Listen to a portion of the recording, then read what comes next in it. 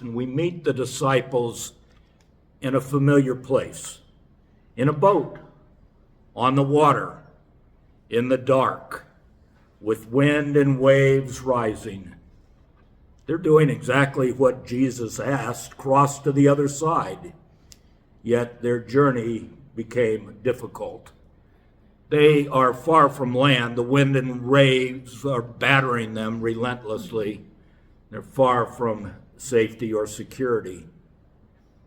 It's a picture of discipleship that is more honest than we might care to admit.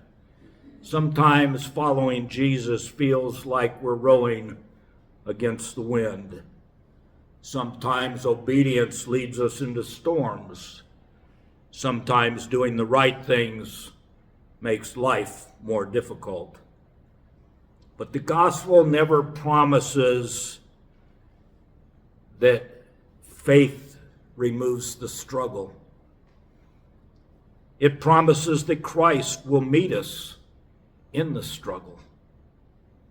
And that's exactly what happens in the rising storm. Jesus comes to them walking on the sea. The disciples don't recognize him. They think him a ghost. Fear and anxiety have distorted their perception.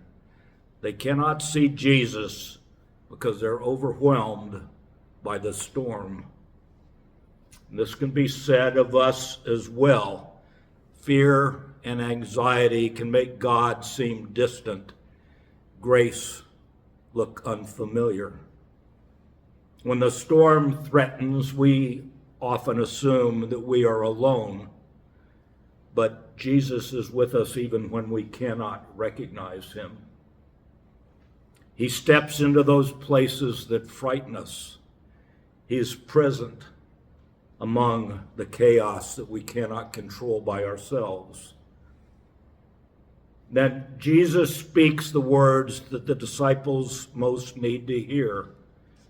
Take heart, it is I. Do not be afraid. He doesn't say the storm is over or everything is going to be easy. He says, I am here. His presence is not the absence of difficulty. Rather, Christ is the antidote to our fears. Peter responds, Lord, if it is you, command me to come to you on the water. It's a strange request. Peter does not ask Jesus to calm the storm. He asks to join Jesus in the impossible. Peter is terrified, but he believes because Jesus is there. And Jesus simply says, come. Peter climbs out of the boat, and for a moment, he walks on water, something that no human should be able to do. For the moment, faith carries him across the waves.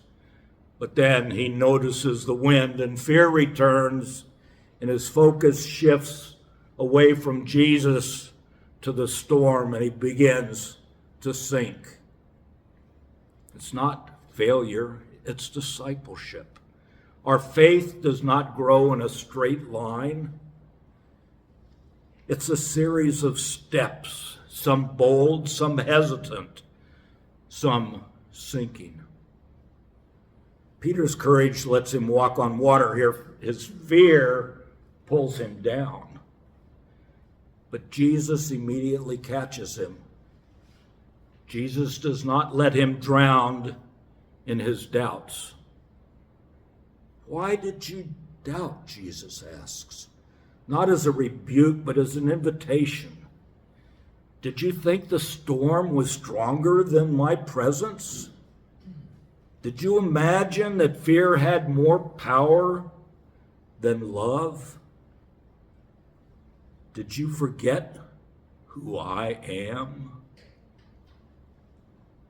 When they climb into the boat, the storm ceases. The disciples worship him, saying, truly, you are the Son of God. So what does this story mean for us today? It means that Even during the storms of our lives, God is still with us. But faithfulness does not guarantee calm seas. You can be doing exactly what Jesus asks of you and still face headwinds. It means that Jesus comes to us in places that we fear most. He calms the chaos that we cannot control ourselves. He meets us in the dark, in the wind, in the uncertainty of life. It means that stepping out in faith will always feel risky. But Jesus calls us anyway. Come, he says. Not because the water is safe, but because he is there. It means that sinking is part of our journey. Doubt is not the opposite of faith. It's the place where faith grows stronger. When we falter, Jesus reaches out immediately to us. And it means that worship is our response to grace, not because life is storm-free, but because Christ is there for us.